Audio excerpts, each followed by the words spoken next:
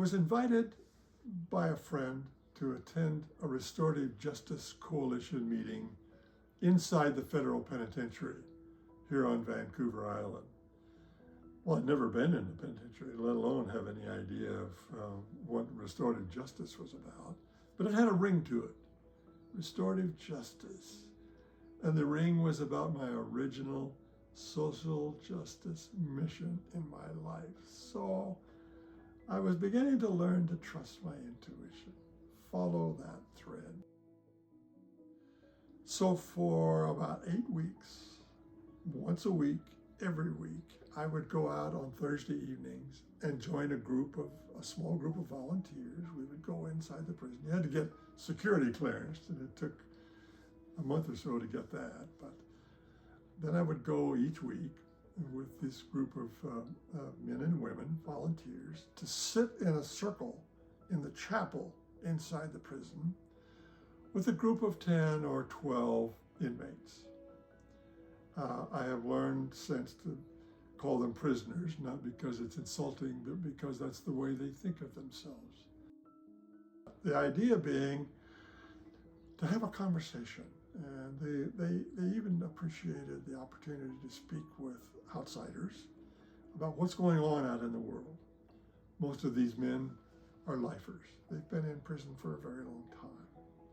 And in Canada, while we don't have the death penalty, if your crime is serious enough, you will probably never leave the prison system.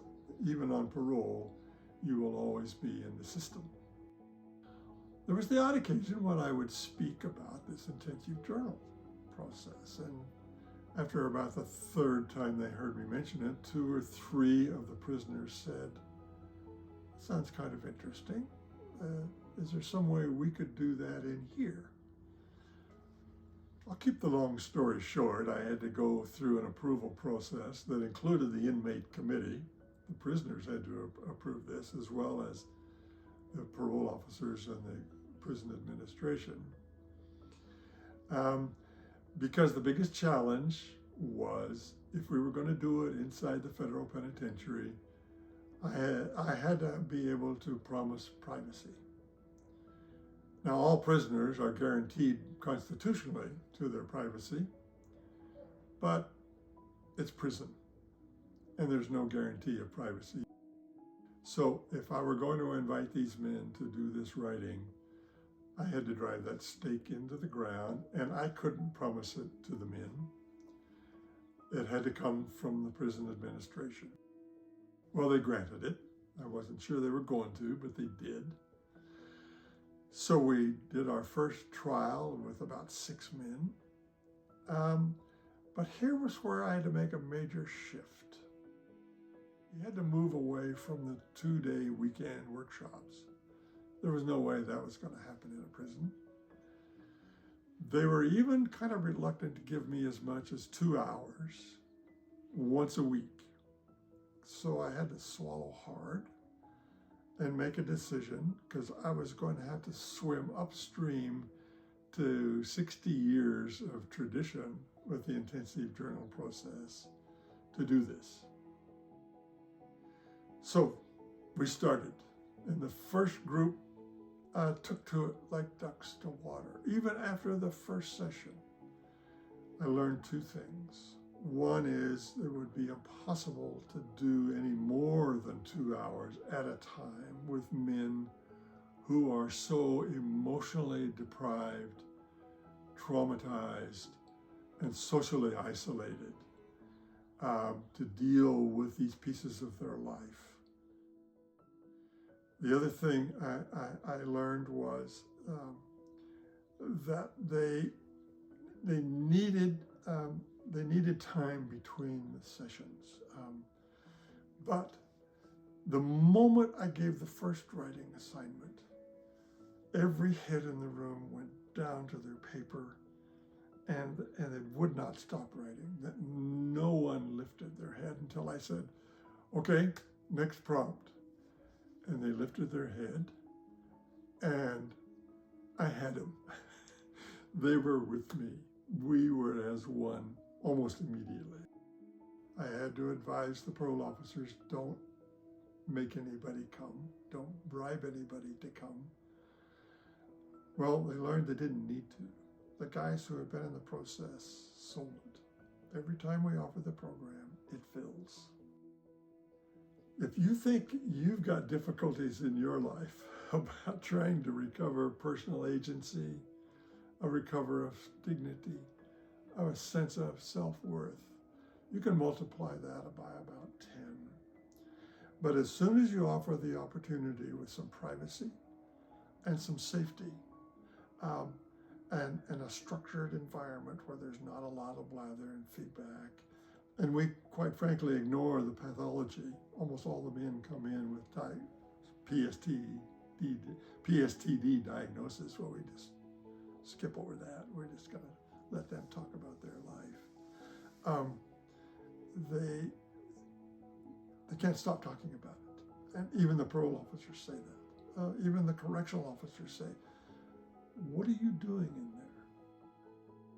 One of the parole officers, who actually came to one of our public workshops, she decided she needed to find out for herself how this worked. She came back to me later and said, the reason I went is because one of my parolees, as soon as he was in your course for about 3 weeks, I noticed he began taking better care of himself. He started combing his hair. He started dressing differently. He started eating better. And he became more cooperative with me and the correctional officers. So she said, I had to figure out how that happened. This is not a didactic process. We do not teach anything. We only provide the writing prompts, because everything a person who is stranded in their diminished sense of self already has everything they need to recover from it. But until they find a way through the shame and the fear and the grief, they don't have access to it. They don't recognize it. As soon as they start writing and can put it on paper, for the first time for many of them have never even had the kind of counseling or consulting that lets them surface any of that. They begin now to what we call own their life. One of the things we have learned is the powerful impact, and I say this to the guys in the prison, this journaling writing will in fact enable you to do your time more productively, in a rehabilitative mode that you won't get with some of the other programs that you're doing in here. Your electrical, your woodworking, they help. But what is necessary here is for you to think about not only getting out of here, because this process will help you pass your parole board hearings. It has already helped an enormous number of guys. More importantly, it will give you a sense of the life you can have after parole, after you leave this prison. Of those 90 men who have participated in this course since 2017, about 78 of them have been released into the community, successfully passed their parole hearings. Of those 78, over a 7-year period, not one of them has come back to prison. Not one.